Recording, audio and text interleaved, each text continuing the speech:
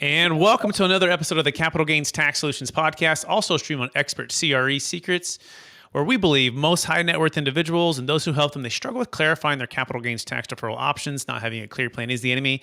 Using a proven tax deferral strategy, such as the Deferred Sales Trust, is the best way for you to exit highly appreciated assets for yourself, or if you're helping clients do the same.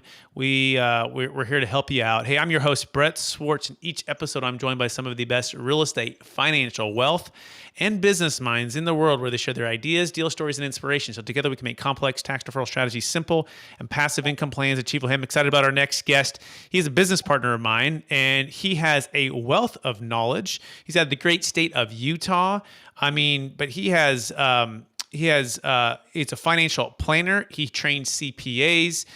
He's got a lot, MBA, MACC, and a certified financial planner. And he's been in the business for quite some time, and we're closing deals together, and we are helping a lot of people together. And I'm excited to kind of dig into his story. Please welcome to the show with me, Jake Mellor. Hey, Jake, how you doing? Doing very well, Brett. It's a wonderful day, and happy to be here on your show. Absolutely. And we're talking about all things Deferred Sales Trust made simple here in a minute. But before we go there, I'd like our listeners to get to know you a little bit more. So would you give us a little bit more about your story and your current focus? Excellent. So I have a well-rounded business. I like to say I have a menu of services. Myself, we started out having a wealth management firm, a tax firm, and 2 insurance agencies.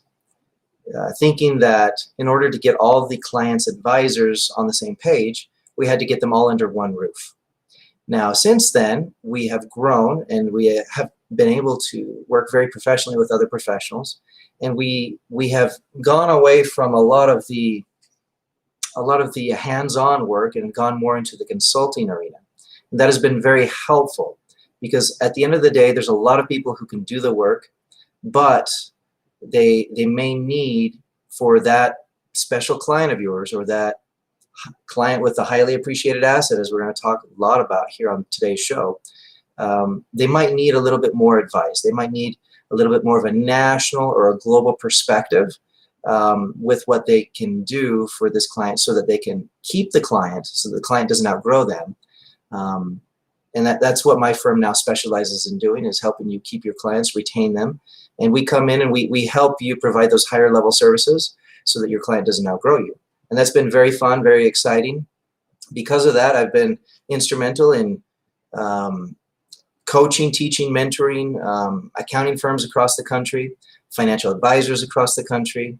And we partner a lot with real estate professionals to help them list properties sooner, to help their clients overcome, 5 different ways to sell the property, defer, or not pay the tax, and do it all legally, morally, and ethically.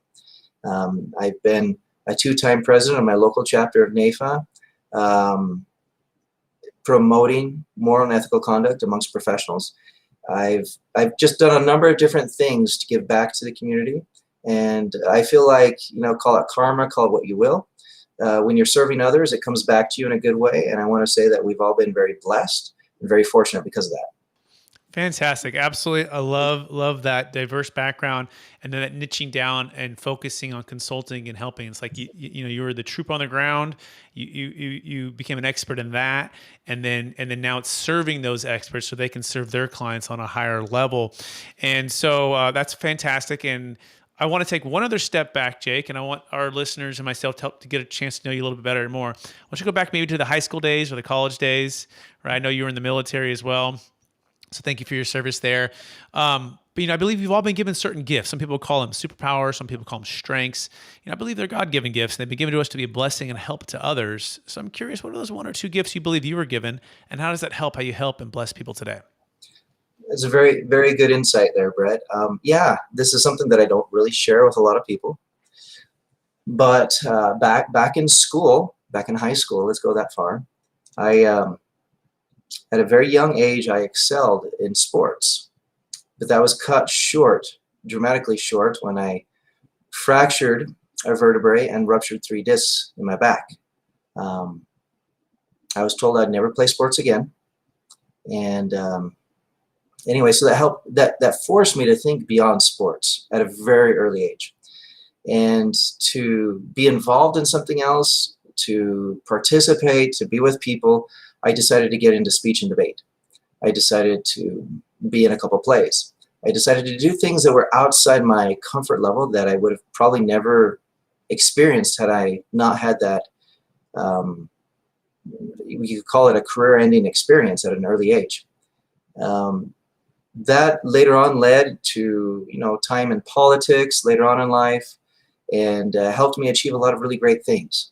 And I attribute that to the struggles that I had at an early age, and how I had to adjust, how I had to take a few steps back and reconsider my life, reconsider what I wanted to do moving forward. So that helped define me early on. I eventually graduated high school. I nearly had my associates completed, and I still didn't know what I wanted to do. So after that, I did another year of school, decided that I really like this business stuff. Here in Utah, culturally, it's a very common thing that people eventually give 2 years of their life in service of others. And they sometimes do that in various parts of the world. I was asked to go and serve in Mexico. However, I came from an economically challenged family. And so I wasn't able to afford to do that, pay my own way. And so what I did is I became a truck driver. So here I was, very much into sports, couldn't do that anymore. Just, didn't know what I wanted to do with my life. Finally decided business was the thing, but I wanted to give back to the world, give back to the community. Didn't have the finances to do it within my own family. So I became a dirty, rotten truck driver for an entire year so that I could earn enough money and pay my own way. I went to Mexico for a couple of years, Brett, and then coming back from that, a big transition. I went to Iraq. I served in the U.S. Armed Forces, and I'd been a member of the Utah Army National Guard since I was 17. And it just so happened or coincided that 4 weeks after returning from Mexico, I went to Texas, where we mobilized and went to Iraq. Coming back from that, I married. We now have 3 wonderful children. And moving forward, it's been like a snowball effect. While going to school full-time is, I think, 15 credits, 12, 15 credits, something like that. I took 18, 21, 25 credits so that I could finish sooner. I felt like because of being a truck driver, because of going and serving for 2 years in Mexico, that I missed out on time and I wanted to catch up, right? So I worked full-time during the day, did school at night, had double the normal course load, and I made it out alive. So quite an accomplishment for me. I opened up a business in my wife's hometown. I was going to New York to go work for Goldman Sachs, but my wife's father tragically passed away in an airplane crash. And so we adjusted again. Again, at a young age, I adjusted. Thought I was going to be this athlete, had all these state rankings, everything else. Had to adjust. Now, later on in life as well, plans to go to New York, work for Goldman Sachs, had to adjust again. And sometimes you just got to do what's for the best. I came here to the small little community of Price, Utah. County population around 22,000 people, not very large. Made a really big splash. Usually it takes 10, 15 years for a financial advisor to establish himself in a community, especially a small, tight-knit community. I was able to accomplish that in a year and a half, in 18 months. After that, my clients talked me into running into politics. I became a county commissioner and was responsible for helping to decrease, now this may be a conflicting subject, decrease the county budget by 29% because our community was struggling. We were paying out a lot more than we were bringing in, so we had to do that, or we had to cease services, one or the other. Anyway, it was a very tough time in our community. I was able to get in, get out, make a few good things happen. And with that in mind, I always looked beyond my borders. I've always had clients in other states. Now I have clients in 27 states and 7 countries. So it's pretty exciting. where my business has gone and how from an early on stage before the pandemic, before everything else, I took my business remote, and call it another blessing, call it what you will. It helped me be well positioned for the times that we're having right now. Amazing, Jake. There's just so much there, and I just love your diverse background. I love how you use the gift of adjustment, right? I loved how you took a challenging thing and you poured your energy into speech and debate, and to something that's a little bit out your comfort zone, perhaps, and plays, and then the time in politics. And it's just it's been wonderful to get to know you the last about 2 years now, a year and a half, 2 years, and be able to work with you. So now let's shift and focus a little bit now on the Deferred Sales Trust. And so I want to hear your story, and I think our listeners want to hear your story, right? Being that you have an amazing background, you're a CFP, MBA, all the other things that you've accomplished, right, as a certified financial planner, and helping people and helping CPAs, right? You're coaching CPAs on how to grow their business. So what was your journey to the Deferred Sales Trust? And walk us through, some of the challenges to help you, you had to overcome, and then where you're at now. Yeah, so that was very interesting. While contracting with CoreV, or Andrew Argue's firm, he has 10,000 accounting firm owners across the country that subscribe to his services. I first was a client because I wanted to grow my tax and accounting business.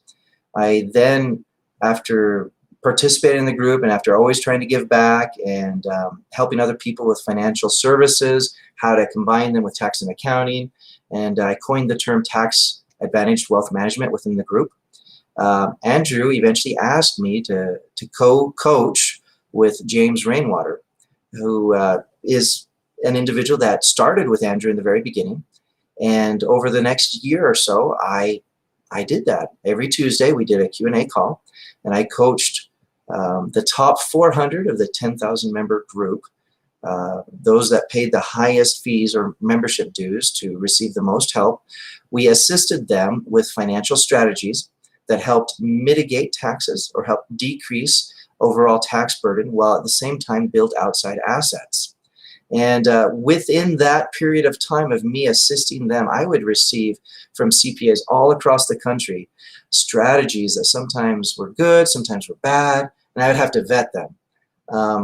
I'd have to do due diligence and say, hey, is this something for the whole group? Is this something that we should warn people about? Sometimes you go to those dinner seminars with some attorney and it ends up being kind of a kooky thing, or maybe it's just so new that the IRS hasn't tested it yet, and it's not something you can really give advice on if it hasn't been through the filter, or through, if they haven't done it thousands of times and the IRS hasn't tested it, is it a safe thing? And so that was my job, not only to answer the questions, but oftentimes to do due diligence on various strategies that would come across. And I was doing due diligence on one of these said strategies. And in my research, I came across the Deferred Sales Trust. It wasn't even on the table at the moment. I came across it while doing due diligence on something else. And I looked into it further because it seemed very interesting. It's like, well, this other thing I'm doing due diligence on, I just don't think it's going to work out. But this thing, I mean, they've been audited a few times before. And they came through the audit with a no change. They came through the audit with a no findings finality. And that was very impressive because, if I'm looking into monetized installment sale, if I'm looking into some of these other things, even though they're credible strategies for some people, you got to be very careful because it has been disallowed before. And I was just incredibly impressed that the Deferred Sales Trust, even though there's been thousands of them, and even though people have looked into it and it's been audited various times, it's always come out a winner. It's always come out without any issues. In essence, I mean, it's hard to even say this, but the Deferred Sales Trust has 100% track record with the IRS to date. And that caused me to look into it first. Brett Swarts was not the first trustee that I spoke to. I eventually ended up with Brett Swarts because he was the very best at answering my questions and answering the questions for my clients. And so now we have this business partnership relationship where we bring clients to each other and we help each other out, and we help people through this journey as they walk down through implementing the deferred sales trust and utilizing that going forward. And it's been a very successful thing over the last, did you say 2 years that we've known each other, Brett? Yeah, it's been about a year and a half, 2 years now, right? It's kind of flown by. We kind of met in the middle of COVID. We actually hadn't met in person until about 2 weeks ago in Dallas, Texas, right? And so we had spent a lot of Zooms with a lot of clients, a lot of potential clients, and folks looking at the deferred sales trust. So yeah, I love the way you put that. You were training and coaching some of the top of CPAs and financial planners on how to grow their business and how to help them, and people would approach you and with different strategies, but you had to vet them. And as you vetted them, you found out that, hey, the deferred sales trust, perhaps in comparison to all of that, is can stand on a stronger ground. So, okay, so take us from that to becoming, let's say, a believer in the deferred sales trust and feeling it's credible and it's good. So the legal part's behind you now. Now take it to the transformational opportunity for clients. What about it makes it, in your mind, one of the best strategies for selling highly appreciated cryptocurrency, businesses, real estate? What do you think your clients most like about it? Absolutely. Well, first and foremost, I'll tell you that not any strategy is a save-all strategy for everyone. The deferred sales trust, we like the people to have at least $1 million in some kind of taxable transaction where there's a highly appreciated asset that's being sold or turned over. With that being said, it obviously works and is a lot easier to explain when we're talking bigger dollars. For those people, whether it be cryptocurrency, and it might be short-term capital gains, long-term capital gains, it might be people who are selling their business interests, a stock sale or an asset sale. It might be people who are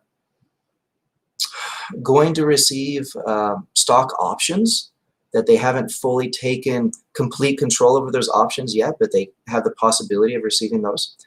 It could be people that are considering their legacy. They're trying to understand, do I leave the assets to my kids, or do I sell the assets and leave them with the money, or the purchasing power that money could buy in a tax-efficient vehicle? There's a lot of different strategies out there and a lot of cases where the deferred sales trust really helps people. And again, case by case, the wonderful thing about the deferred sales trust is that it can be so flexible when it's done correctly, that it can actually accomplish the desired outcome under several different scenarios. Case in point, we have a very humble plumber who put his entire life savings into crypto,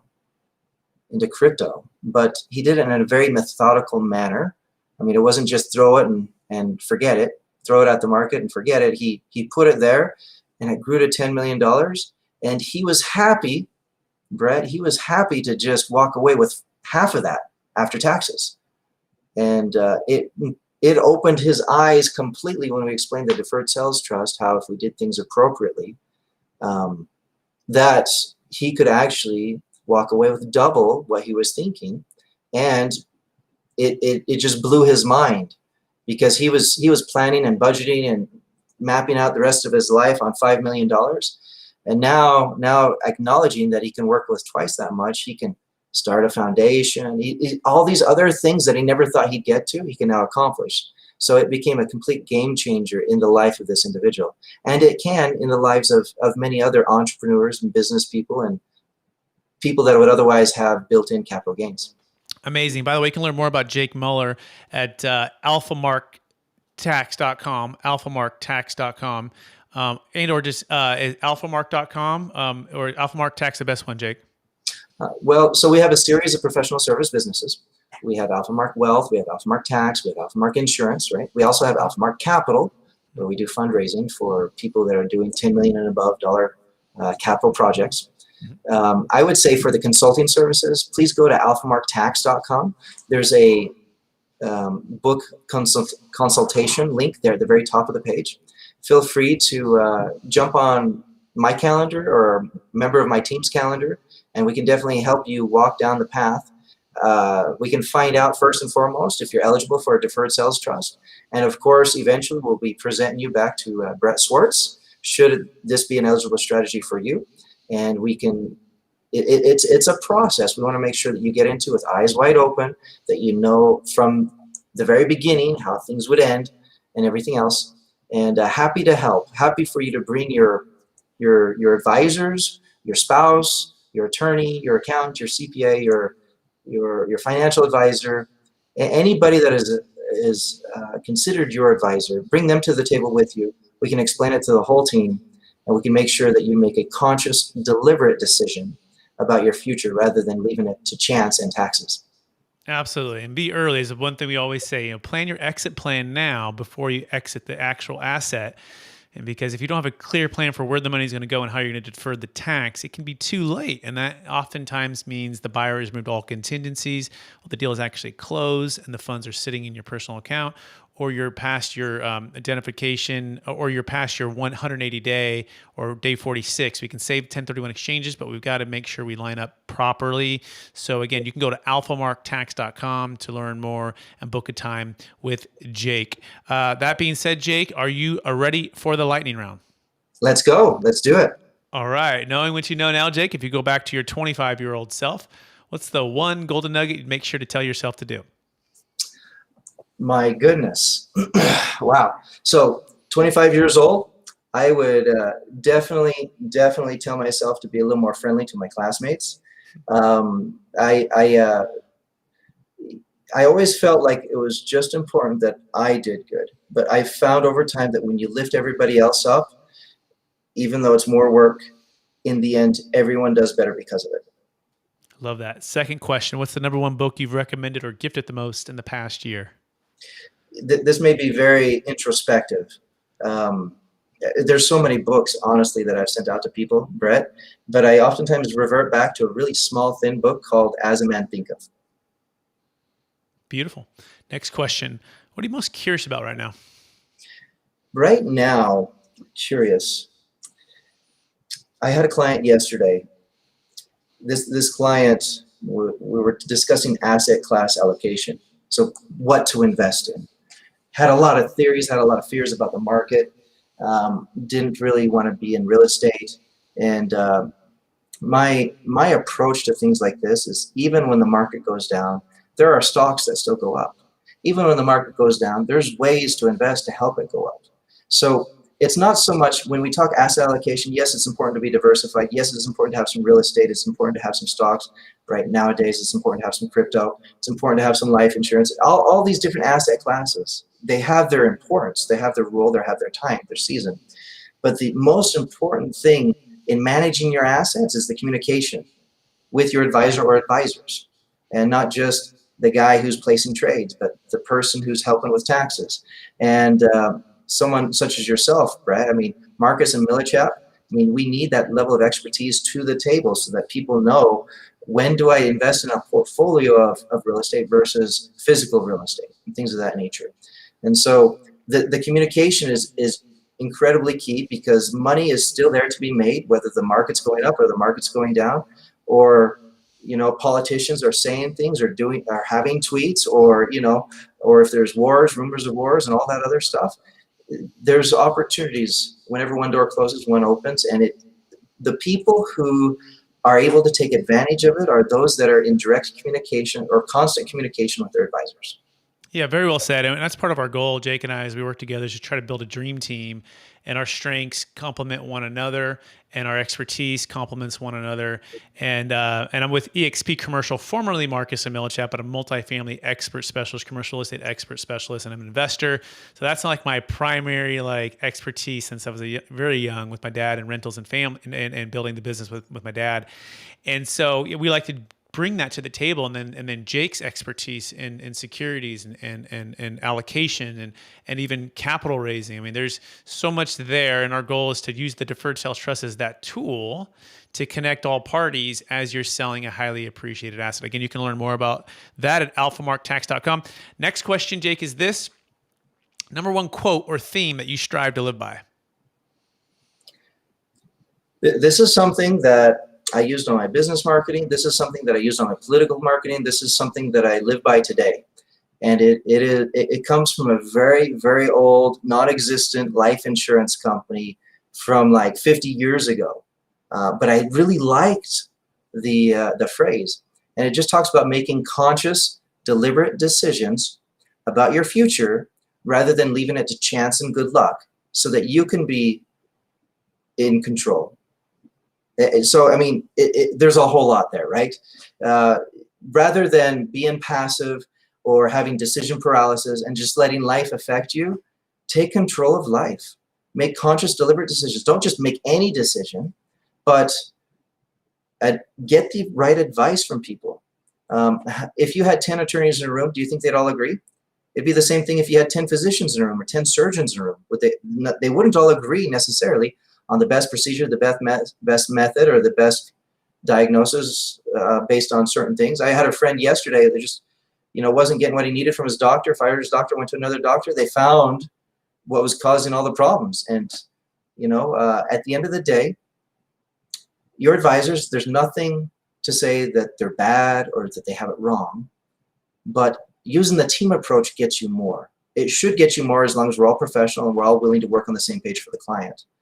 And that's what I'd highly encourage, especially if you're doing something that is bigger than you've ever done before. I'm not here to say that you've outgrown your advisors. I'm just saying that you may need to add to your team in order to get the very best possible advice. Yeah, very well said. Sometimes I feel like we're those Roman legion soldiers, right? Each have our shield and that little space that carves out for the spear, right? And the client or the family office that's in the middle, each of us have our shields and our spears, right? And sometimes if your advisors are too small, well, there's a tax coming from, a lot of tax. There's the political, estate tax challenge, right? There's the capital gains tax that could be doubling. There's the elimination of the 1031 exchange. There's the elimination of carried interest on certain deals. And basically this attack is coming more and more frequent and stronger and stronger. And as you're adding each legion or Roman soldier, let's just say with our spears, it's just going to make it stronger. Not that you eliminate your groups, add to that group, make it a bigger circle so that you're protected in the middle. Last question, Jake, is this, how do you stay centered in your values and stay encouraged to reach and charge forward for new heights? Given all the challenges of life, having to adjust over the years, right? What helps you keep you centered?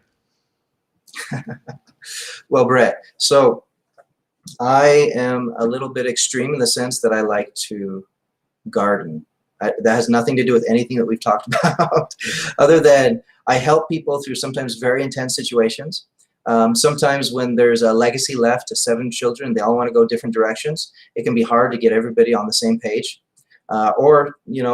Perhaps somebody hasn't passed away yet, but they're not able to make financial decisions. They may have dementia, they may have other things. And so I usually, some people say I'm really good at crisis management.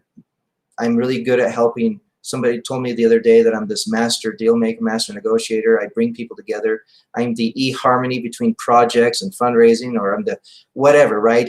I'm the glue that helps people. But at the end of the day, that is a lot of stress on me, right? I started planting trees, fruit trees, and I think I planted like number 214 last night.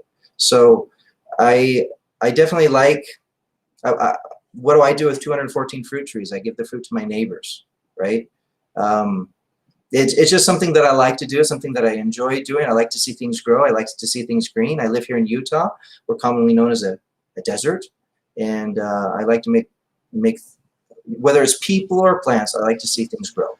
Amazing, Jake. Jake Mellor, thank you so much for being on the show. I want to encourage you to keep using your gifts of speech and debate, and as well as being able to adjust, right, and being able to persevere through challenges and help your clients do the same, or other business professionals do the same, right? That's an amazing gift that you have, and you're making me better, right? I know I'm better for it since I've been able to be with you the last 1.5 or 2 years now. And so for our listeners who want to get in touch with you, would you remind them one last time what's the best place for them to find you? Absolutely. You can give us a call, 1-800-773-1848. Again, 1-800-773-1848. Or visit us at our website, alphamarktax.com. ALPHAMARK tax.com. Perfect. Jake, thanks for being on the show. And I also want to thank our listeners for listening to another episode of the Capital Gains Tax Solutions podcast. Also stream on expertcresecrets.com, where we believe most high net worth individuals and those who help them, they struggle with clarifying their capital gains tax deferral options. Not having a clear plan is the enemy, and using a proven tax deferral strategy, such as the Deferred Sales Trust, we believe is the best way for you to exit highly appreciated assets, also save or eliminate the estate tax, right? When selling cryptocurrency, a business, or real estate primary residence. And if you are a business professional listening as well, you can help your clients. Please get with us, connect with us. We would love the opportunity to work with you. Thanks so much for watching this. Please rate, review, subscribe. We will